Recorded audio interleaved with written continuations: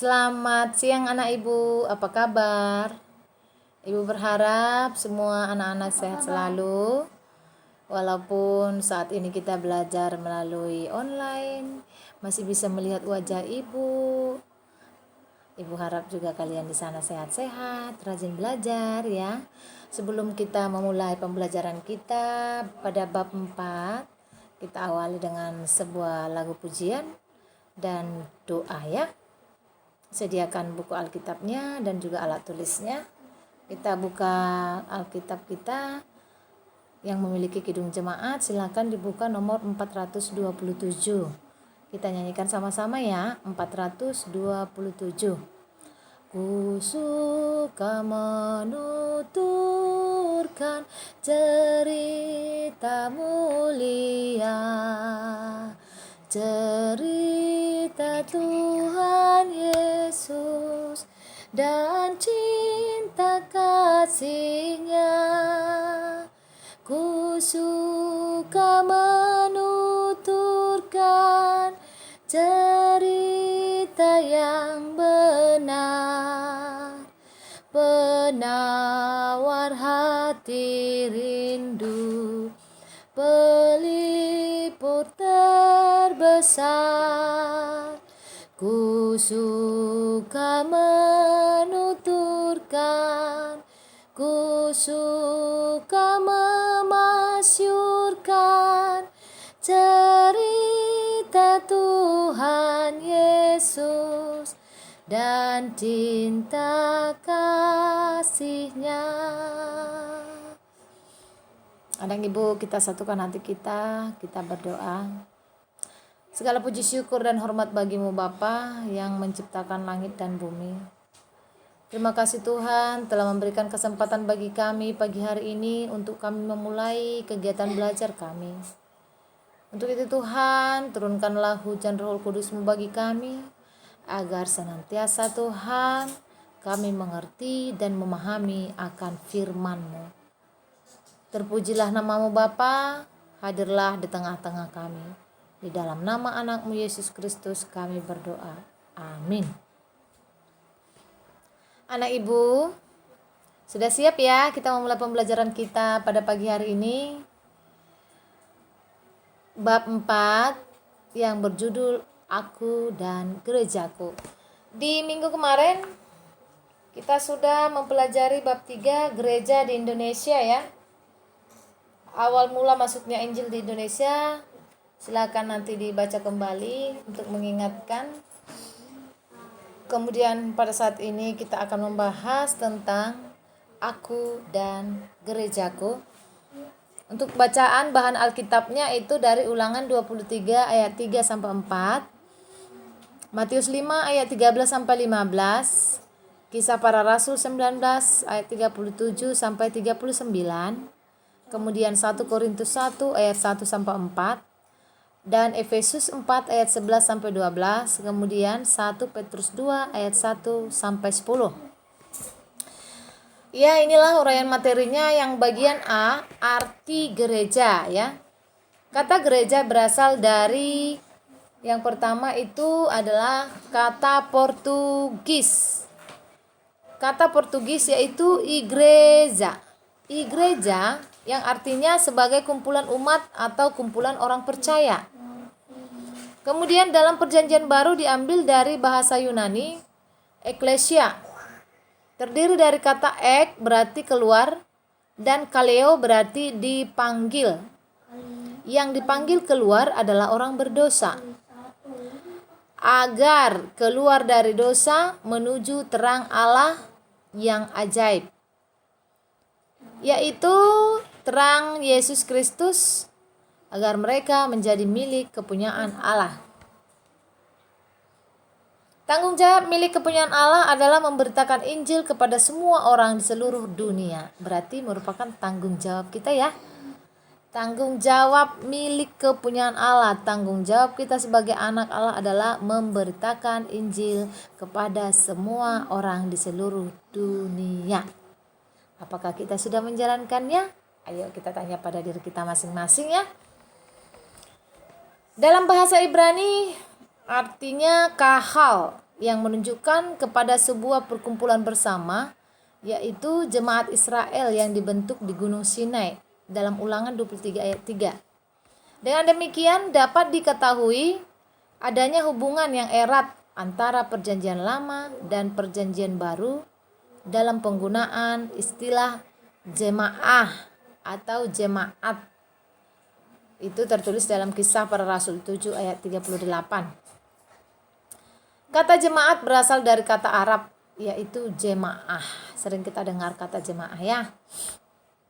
Jadi, gereja dapat diartikan sebagai kumpulan orang-orang yang dipanggil keluar dari dunia ini untuk menjadi miliknya dan menjadi kepunyaan Allah. Sekali lagi, gereja dapat diartikan sebagai kumpulan orang-orang yang dipanggil Allah keluar dari dunia ini untuk menjadi miliknya dan menjadi kepunyaan Allah. Itu tertulis dalam 1 Petrus 2 ayat 9. Ada beberapa makna yang terkandung di dalam hakikat gereja, yaitu yang pertama, gereja adalah persekutuan, bukan perkumpulan biasa. Persekutuan berarti sekutu, sehati, dan satu di dalam kasih Kristus. Yang kedua, yang bersekutu. Yang kedua, bersekutu adalah orang percaya. Mereka adalah orang yang hidup di atas dasar kasih Kristus. Oleh karena itu, hidupnya untuk mengasihi Allah dan sesama. Yang ketiga, gereja berada di dalam terang Allah yang ajaib. Berarti hidupnya melakukan kebenaran Allah dan menyatakan kepada semua orang.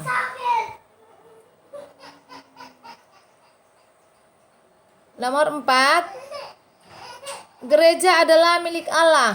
Artinya, gereja hanya terikat kepada Allah dan kehendaknya, bukan kepada hal-hal duniawi atau berdasarkan kehendak manusia. Yang kelima, gereja mempunyai kewajiban memberitakan Injil. Seluruh hidupnya adalah surat tentang Kristus yang dapat dibaca orang lain. Seluruh tingkah lakunya adalah perbuatan yang menunjukkan kasih Kristus dan seluruh perkataannya adalah untuk kemuliaan Kristus.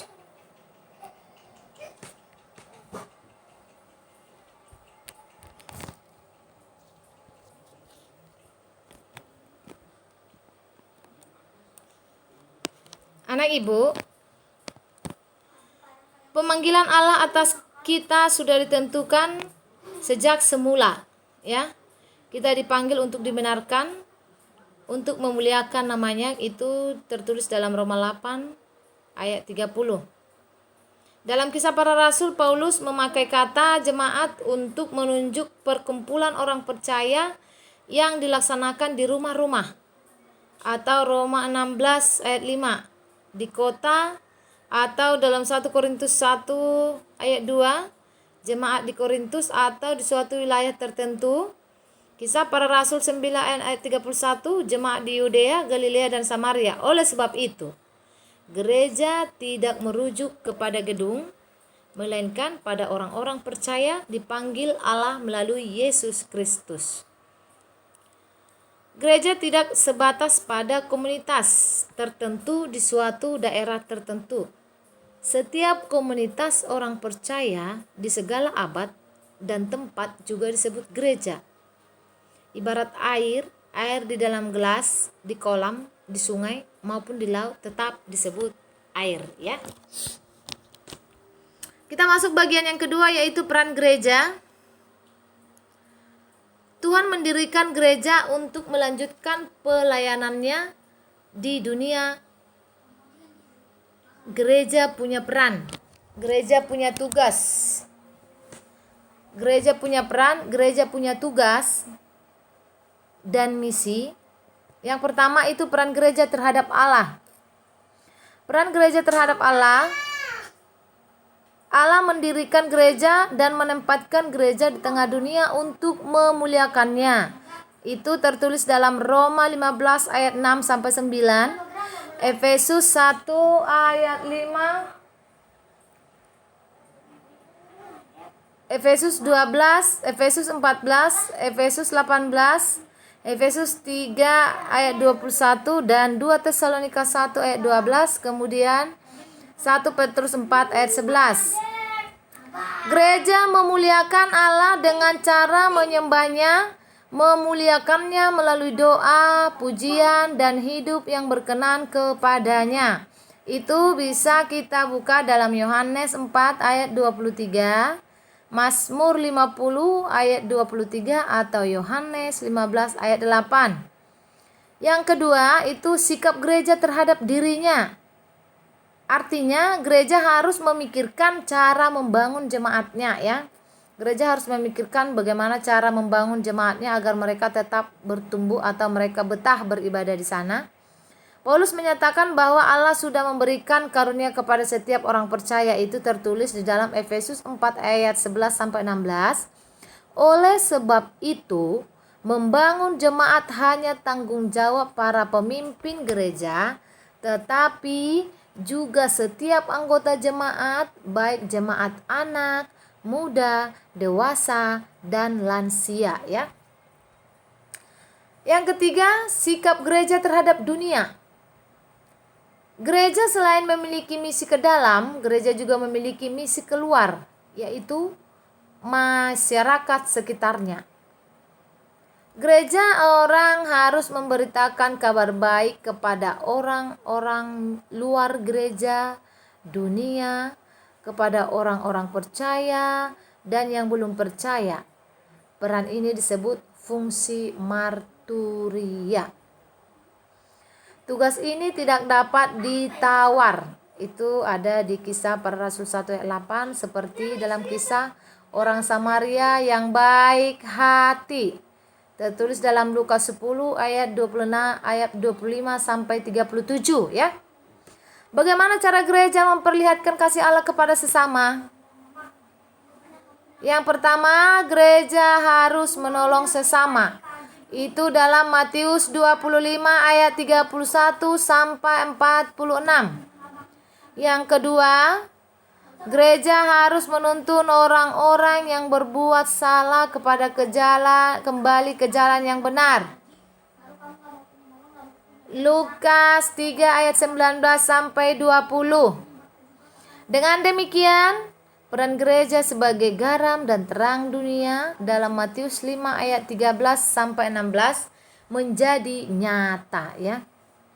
Di sini tugas remaja Kristen sebagai gereja yang hadir setiap hari dalam masyarakat adalah menjadi teladan. Sebagai remaja Kristen, kita harus menjadi teladan atau menjadi contoh di dalam lingkungan rumah, sekolah maupun masyarakat, terutama di hadapan Tuhan ya. Kita harus bisa menjadi contoh kepada masyarakat. Anak ibu, kita masuk bagian ketiga, yaitu aku dan gerejaku. Aku dan gerejaku. Orang-orang percaya adalah bagian dari jemaat. Orang-orang yang percaya. Jika kita percaya, berarti kita sudah bisa dikatakan jemaat ya. Orang-orang percaya adalah bagian dari jemaat. Gereja membutuhkan peran aktif remaja Kristen sebagai anggota jemaat. Karena kita adalah generasi penerus gereja di masa mendatang. Walaupun masih muda, kita dapat berperan aktif dalam memegang tanggung jawab itu. Sayangnya, tidak semua dari kita mau diambil bagian.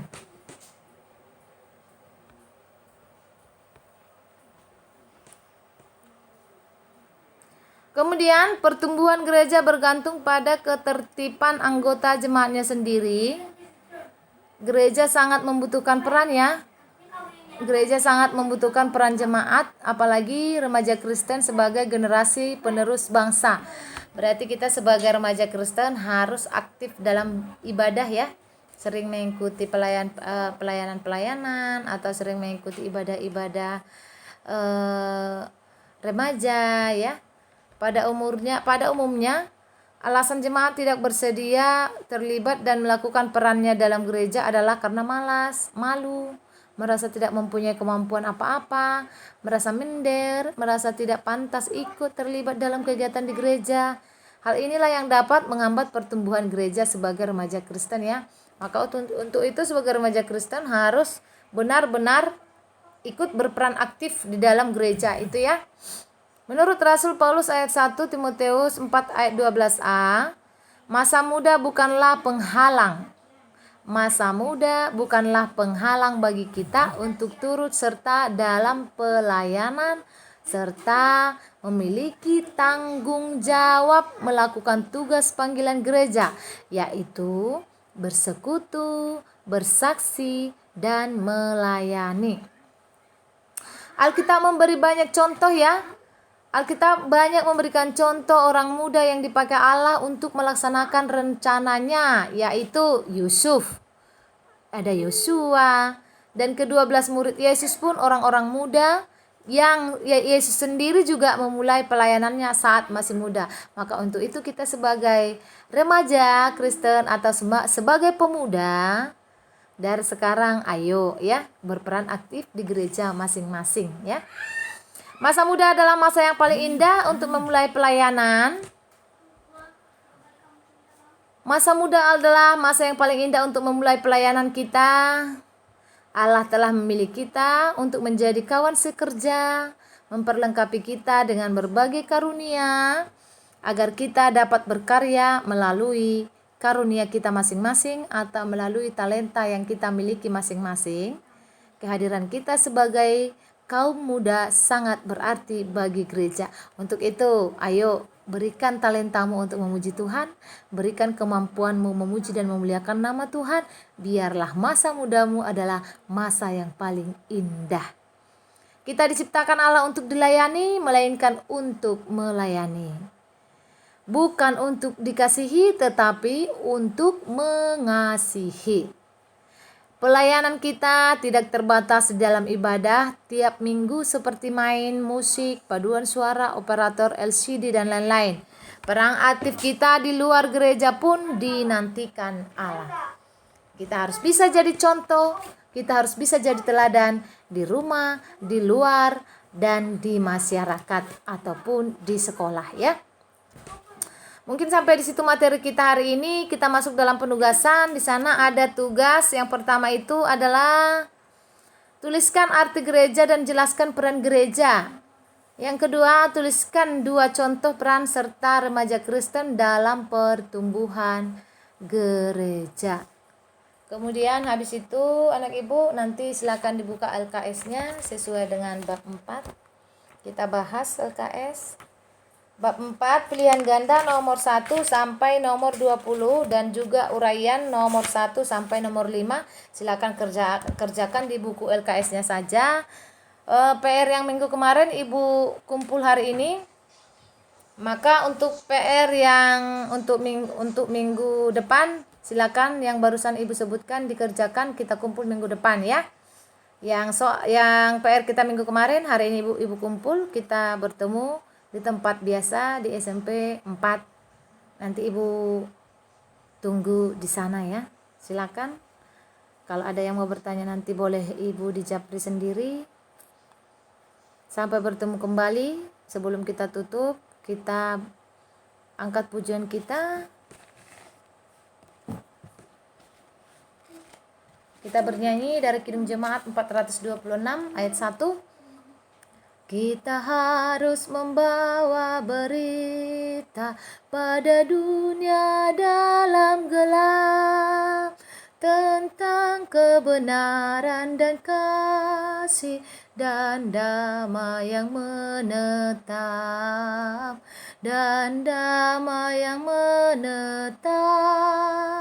karena gelap jadi terang pagi dan remang jadi siang terang. Kuasa Kristus kan nyatalah, rahmani dan cemerlang. Kita bersatu, kita berdoa. Terima kasih Bapa, terima kasih Yesus buat penyertaan dan cinta kasih-Mu yang kami rasakan di siang hari ini. Engkau telah menemani kami Tuhan dari awal pembelajaran kami.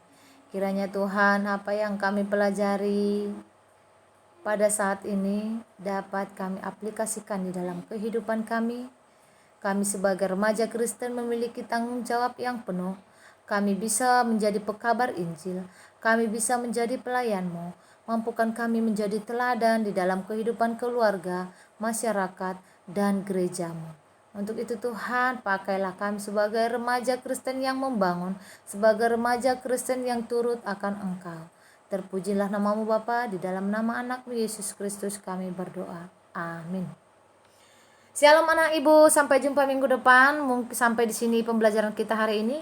Ibu ucapkan shalom, selamat belajar.